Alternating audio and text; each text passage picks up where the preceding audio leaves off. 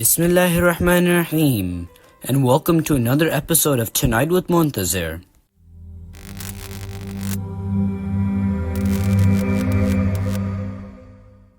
Tonight, we're uncovering the incredible, the unimaginable, the I can't believe they did that story of Imam Hassan and Imam Hussein's family. And who better to guide us through this journey than our esteemed guest, Maulana Ibrahim. As always, thank you for inviting me. It's an honor to be back. Inshallah, as you said, we are going to be diving into the story of Imam Hassan and Imam Hussain alayhi salam, heroes of hospitality and sultans of sharing. Their story sets the bar so high that even birds need oxygen mask. I'm intrigued. How does the story unfold? Well, it all started when Imam Hassan and Imam Hussain, the grandsons of Holy Prophet, fell ill. Concerned for their well-being, their parents, Imam Ali and Lady Fatima, made a vow to Allah. They promised that if Imam Hassan and Imam Hussain recovered, they would fast for 3 days. By the grace of God, Imam Hassan and Imam Hussain did recover. And after that, not only Bibi Fatima, Imam Ali, but the whole family, along with their maid Fizza, began their 3-day fast. Alright, makes sense. What happened during their fast? On their first day of fasting, just as the family was about to break their fast, there was a knock on the door. It was a poor man who said, "Oh, household of Prophet, I am a poor Muslim and I'm hungry. Will you give me food?" I think I see where this is going. Without hesitation, the family served the man the entire meal, not just scraps or leftovers. Can you imagine? After fasting all day, giving away your entire iftar to a stranger. And we are not talking about lavish spreads here. It was just enough to break their fast. So, what did they eat to break their fast? They broke their fast with water alone. And with this, they began their second day of fasting.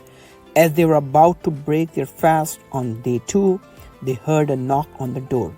It was an orphan who stood outside their door begging for food. And they helped him, didn't they?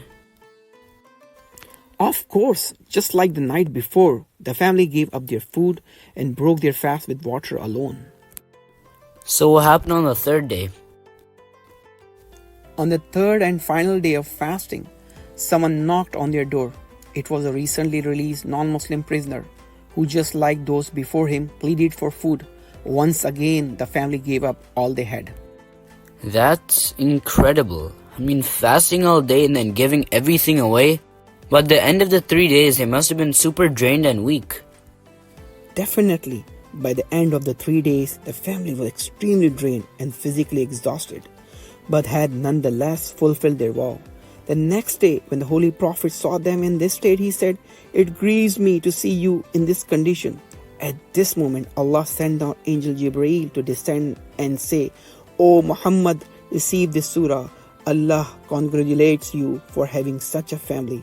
Then Jibreel recited to him, أعوذ بالله من الشيطان الرجيم بسم الله الرحمن الرحيم ويطعمون الطعام على حبه مسكينا ويتيما وأسيرا إنما نطعمكم لوجه الله لا نريد منكم جزاء ولا شكورا إنا نخاف من ربنا يوما عبوسا قمطريرا. It's inspiring to see how they fasted all day and still gave everything away. True selflessness. Exactly. Imagine if we applied that lesson today. Seeing someone in need and just helping. No cameras, no hashtags, just good old-fashioned undercover acts of kindness. It really makes me wonder what I'm doing to help others. Stories like this push us to take even small steps towards generosity. Thank you for inspiring us tonight with the story of Imam Hassan and Hussain alayhi salam. My pleasure. But before we end, let's not forget about places in need like Palestine. Keep up the spirit and let's make a difference one good deed at a time. Thank you everyone for tuning in. Until next time, let's carry these lessons into our lives and help make the world a better place, one act of kindness at a time. Good night and take care.